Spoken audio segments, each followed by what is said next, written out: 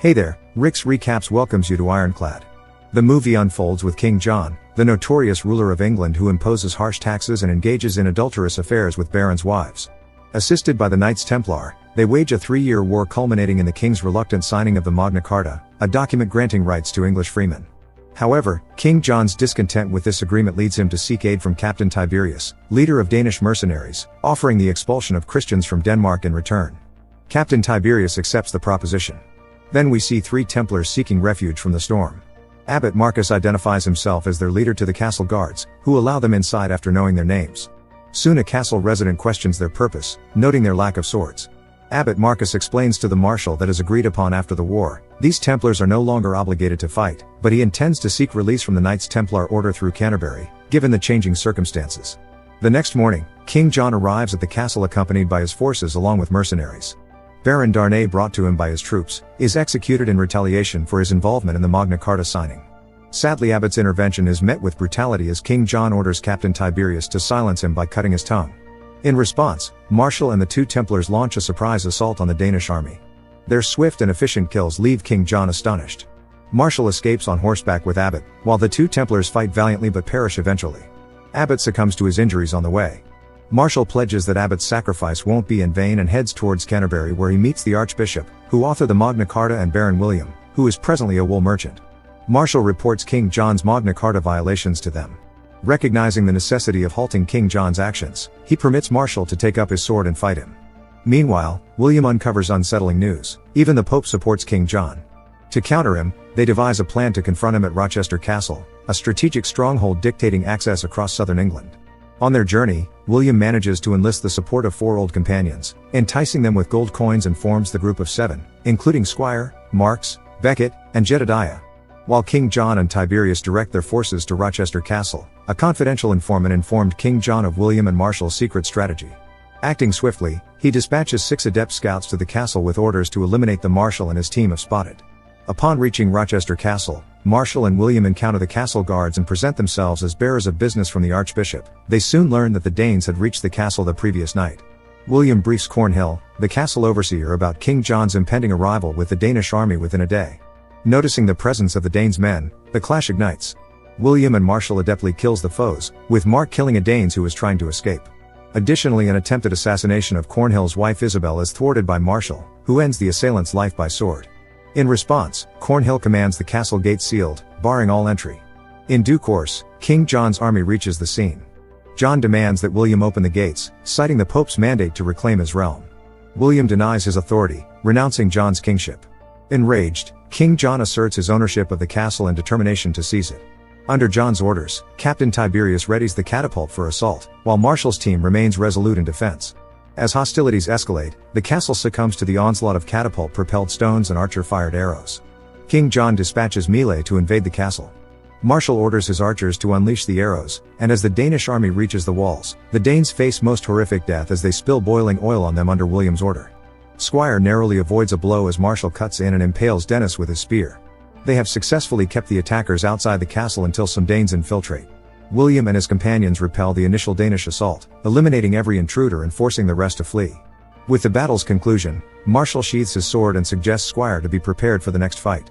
Marshal and William then tend to the wounded, including an injured man.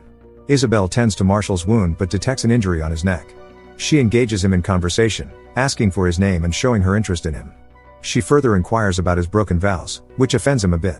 However, Marshal departs without response. In King John's camp, Tiberius is summoned. Disappointed, John demands explanation how an army of 1,000 men could be defeated by just 20. He attributes their resilience to the advantageous castle walls and the river. Tiberius isn't willing to attack the castle, considering it a piece of rock, but changes his mind as King John explains its strategic importance. He conceives a strategy involving a siege tower to breach the castle's defenses. Soon after, William uncovers the siege tower, but Jedediah presents an alternative, constructing a small catapult within the castle walls. As King John's forces launch an attack and the Danish army advances the siege tower, Marshal employs the catapult to counter and obliterate the siege tower. Tragically, Marks falls to an arrow while defending the castle. Despite the setback, they ultimately triumph in destroying the siege tower, enraging King John. Defeated in his second attempt, he decides to retreat and waits for winter. Soon the winter arrives, depleting the castle's provisions until they are forced to eat their horses. Only Marshall's horse remains, as Templar's horse can only die in battle, it couldn't be used for sustenance. 13 starving individuals and 1 horse endure. Then Isabel appears on the scene, trying to provoke Marshall to forsake his Templar vows, because she has no love in her marriage. A while later, Marshall exits through a hidden passage and reassures Isabel that the Templars will protect her. Soon he covertly returns to the castle at night, bearing stolen food from the Danish camp. The sight of royal food brings the castle much-needed joy after enduring months of scarcity. Following dinner, Cornhill's young wife Isabel enters Marshall's chamber, leading him to break his Templar vows as they get busy. Meanwhile, King John compels Tiberius to capture the castle, warning of dire consequences if he fails. Tiberius devises a fresh assault strategy, enabling his forces to breach the castle walls. Becket detects the alarm in the advancing Danish army, issuing a warning to the garrison, but time proves too short. William charges the Danes, sustaining injury in the ensuing combat. Upon realizing that some Danes are attempting to unbar the gate, Marshall engages them, managing to slay a few, yet the gate is opened as he falls unconscious in the midst of the struggle. Tiberius takes the lead in storming the castle grounds as the Danes massacre the garrison. Marshall regains his strength, dons his knight's armor and charges towards the Danes, allowing the surviving defenders to retreat to safety within the keep. He somehow manages to enter the stronghold. Meanwhile, William is brought before King John. The merciless king orders the mutilation of 2 captives' limbs. Despite John's attempts to force surrender, the captives opt to hold their ground atop the walls. In a brutal display, John's rage results in the gruesome dismemberment of the prisoners. As William boldly defies John, the infuriated king severs William's right hand. John then demands that William persuade the rebels to surrender, but William's resolute cry of no surrenders fills the air. Squire from a window reassures William that they won't give in, inciting John's fury. John proceeds to sever William's remaining limbs, hangs him on a catapult and hurls him against the wall, seemingly killing him. While William appears to have died, Cornhill attempts to surrender, which attracts Squire's rage, calling him a coward. Cornhill leaves the battleground and hangs himself. The Danes' efforts to breach the keep's door prove fruitless.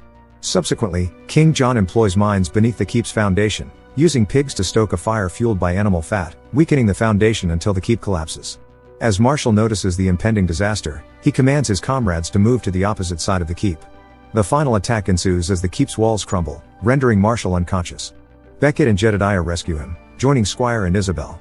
Jedediah's efforts to fend off the advancing Danish forces on the stairwell results in his death. Becket instructs Squire to end Isabel's life if they are captured, aiming to spare her from the Danes' brutality. When Becket confronts Tiberius outside, he meets his demise. Isabel and Squire, both shaken, face the grim situation ahead. Squire apologizes to Isabel as he prepares for combat with Tiberius. A battle ensues between them. Meanwhile, Marshall regains consciousness, rescues Squire from near death and confronts Tiberius. The challenge is set for a one-on-one duel. Both combatants sustain injuries during the intense prolonged fight. Marshall's sword shatters, but he ultimately vanquishes Tiberius by impaling him with the broken blade. As the castle siren sounds, an English rebel and the French army arrive, instilling fear in John and his remaining Danish forces, who flee in desperation. Marshall reunites with Isabel and Squire at the castle gate. Shortly thereafter, Archbishop Langton arrives, officially releasing Marshall from the Templar order. Marshall gets accompanied by Isabel, while Squire lets out a loud cry, "We held." That's how the movie ends. Thanks for being with us.